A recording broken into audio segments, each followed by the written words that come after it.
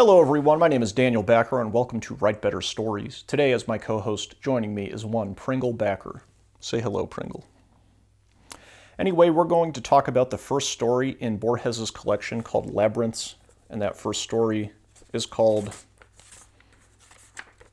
Tlön, Uqbar, Orbis Tertius. This one is a doozy and it gets very heady very quickly, but I think I can bring some sense of totality to it and try to get a better understanding of it myself by talking it out. But like I said, this one is a little bit tough, and one of the images that I'm going to discuss today, I'm not totally sure that I have the right idea on, and so I'd love to hear any thoughts of yours in the comments if I got this wrong or if I'm maybe only half of the way there. So before we get into all of these heady ideas in this story, I think it's important to address the very first image that Borges gives us in this story, which is that of a mirror. So what a mirror does is it creates a reflection of anything within its frame, but that reflection, by nature of being a reflection, doesn't have any materiality to it. And I think this is a perfect image to describe the way that a construct is something that purports to understand the world, but lacks in some way and is in some way not the world. And this is an idea that Borges has explored in a lot of his fiction, and I forget the name of this story, it might even be in this collection, but he brings up the idea at one point of making a map of the world that's so faithful to the world that it ends up just becoming the world itself. And so this is very similar to the idea of Wittgenstein's idea that the world is all that the case is, and another way of understanding that is that what we think of when we think of the world or try to understand the world is really an account of the world. And I think that that is a good way of introducing some of these bigger ideas that we're going to get into in this video. And I think it becomes complicated because there are so many different layers of reality and fictional reality that he engages in this story. And so I'm going to enumerate them now. We have the story Tlön, Uqbar, Orbis Tertius. And within that story, we have Borges that comes to understand the fictional country Uqbar. Now, in this fictional country, Uqbar, there is a fictional world called Tlön, and on Tlön, they have a very specific way of using language to understand the world. So even though Borges introduces the idea of Uqbar as a fiction and Tlön within the world of Uqbar as a fiction, these end up giving us access to the way that we understand our world and the way that we understand understanding.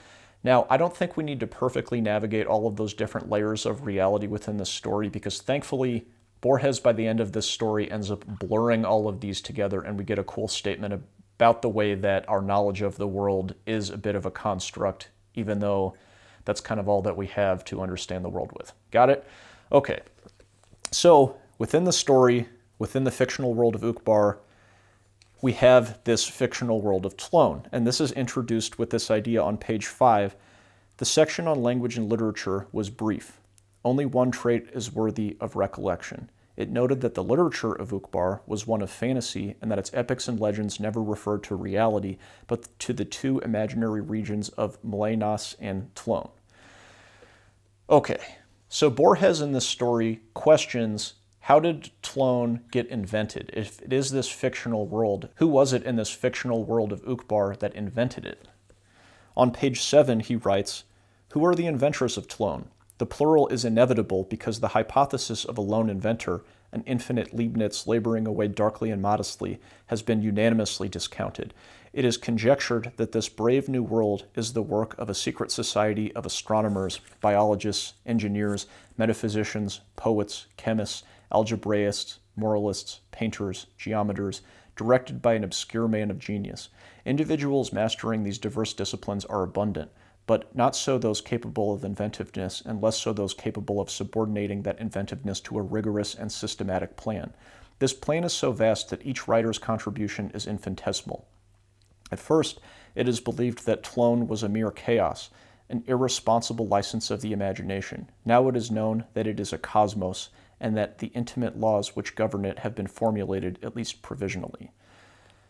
So, even though all of these layers are couched in other layers of fiction, Borges here is introducing the idea of knowledge as a construct or a fiction that we use to understand the world.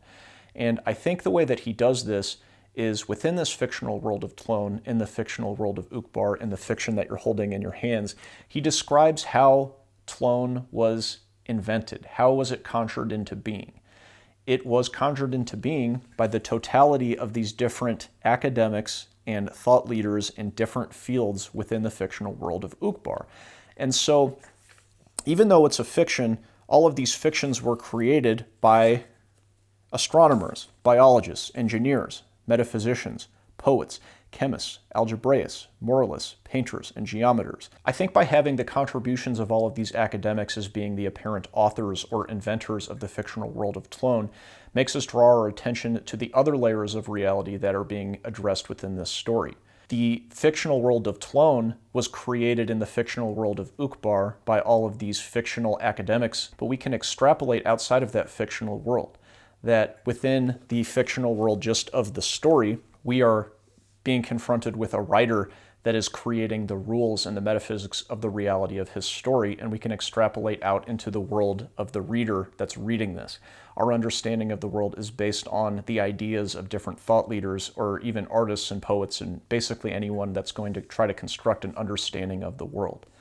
So after introducing the idea that this world of Tlön is composed of all of the thoughts and constructs of these different academics, he talks about the actual language on Tlön and how this creates their understanding of the world within the reality of this fictional world.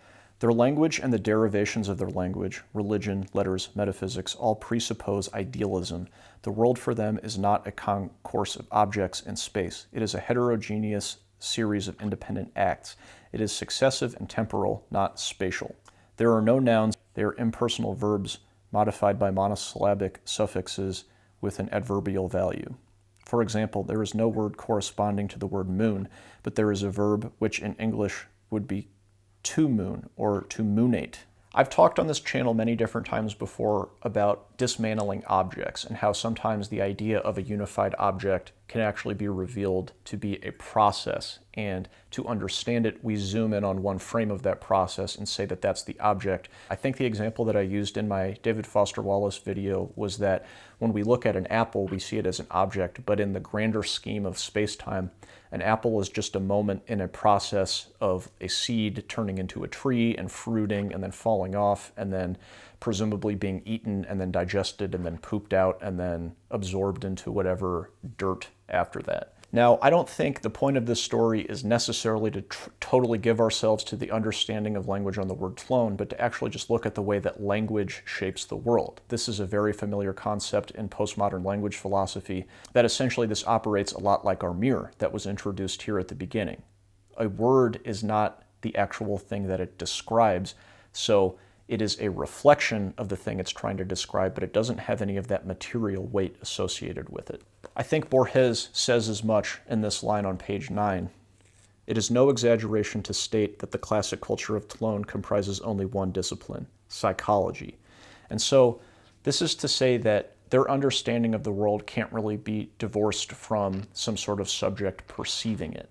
And I think this is exactly in line with Kant's idea of correlationism, that when we have an understanding of the world, we don't have the world itself. What we really have is a correlate of our understanding of the world and that world that we're trying to understand. So by introducing these intellectuals and academics as the inventors of the world of Tlön within the fictional world of Uqbar, we get the idea that the understanding of the world is contingent on the minds of the people who try to understand it. And then by zeroing in on the language within Tlön, we get the idea that the understanding of the world within the minds of those people who are trying to understand it is contingent on the way that language describes the things that it's trying to describe. So, as if that were not all enough, Borges takes it even further. So within this world of Tlön, everything that we understand is contingent on ideas and psychology and language and minds. But then there was a certain heresiarch who introduced something that apparently dismantled this, that there must be materialism that existed outside of our minds and outside of thoughts and outside of language. And he introduces this with the idea of having coins that are apparently lost, and then different people come along and find the coins. And Borges writes about how this heresiarch says that this dismantles the idea of everything being based on psychology and mind and language by saying, well, these coins must have existed when nobody was looking at them. This is another way of formulating the idea of like, if a tree falls in the forest and no one's around to hear it, did it really fall or does it make a sound? But within this world of Tlön, they end up dismantling this heresiarch's heresy by saying that all of these different people who have lost the coins and then found them again are each just different expressions of a pantheism. So therefore, the heresiarch dismantling this idea that everything is contingent on psychology is actually wrong, and each of these apparent different people that lost the coins and found them are all actually one in some sort of ideal sense, and the one who finds the coins after the others lost them is actually just remembering from some sort of pantheistic idealism that is shared between them, even if these individual people don't remember losing them or finding them. This is showing that all of that materialism never left any sort of conceptual space or any idealist space that's being shared within all of the subjects, and so therefore everything is still contingent on language and psychology and mind and understanding. So now Borges starts bringing objects from this world of Tlön into the world of Borges within the story. Different objects start popping up in different places as though these concepts that began as fictions within another world of fiction are now manifesting. And I think this is just tying ever more closely this idea that any apparent material object is actually just an understanding or a concept, and they are being summoned into being by the fact that they are fictional concepts within this fictional world. And while thus far all of this has just been a very heady language game, I think he brings it home into a more historical landscape by this little passage on page 17. So as all of these different objects from Tlön are starting to bleed over into the real world, he writes manuals, anthologies, summaries, literal versions, authorized reeditions, and pirated editions of the greatest works of man flooded and still flood the earth. Almost immediately, reality yielded on more than one account. The truth is that it longed to yield.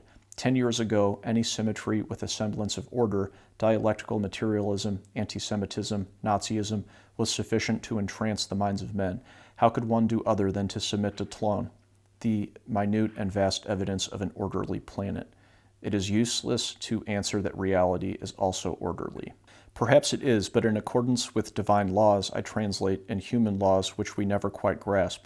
Tlön is surely a labyrinth, but it is a labyrinth devised by men, a labyrinth destined to be deciphered by men. So I think the way that this story concludes with actual philosophies that have had enormous consequences on the world, such as dialectical materialism, anti-Semitism, and Nazism. And he says that these philosophies were sufficient to entrance the minds of men, so how could one do other than to submit to Tlön? He's obviously not advocating for an ideology here, but he's just showing how any ideology that you have or any philosophy that you have to understand the world ends up giving you a sense of order.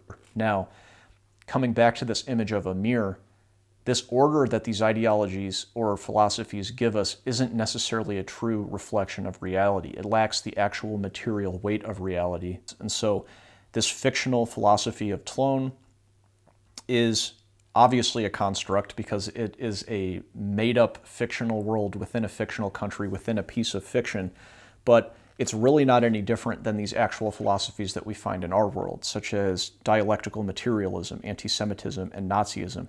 And each of those philosophies, just like the fictional philosophy of Tlön, organize and bring a sense of order to reality that doesn't necessarily have that order to it, but it still has a grand effect, just like the fictional objects that are coming into the world from Tlön. It organizes the world and it can create meaning and order for people, even if that's not an actual feature of reality. This was a truly exhausting video to make, and so I'm going to go take a nap, but I hope something within this helped you write better stories. Thank you.